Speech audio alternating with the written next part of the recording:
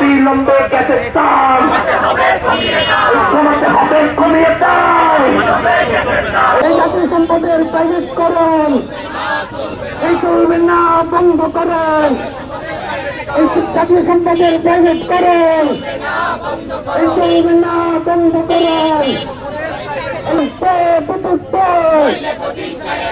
নইলে গতি ছেড়ে দে, এই চালের চালেন এই গণতান্ত্রিক ছাত্র, এই আন্দোলনের লড়াকুতে এই আমরা আছি, থাকবো এই বুকে বুকে লড়ব। গ্যাস নাই ঘরে ঘরে, রহমান কি করে? গ্যাস নাই ঘরে ঘরে, রহমান কি করে?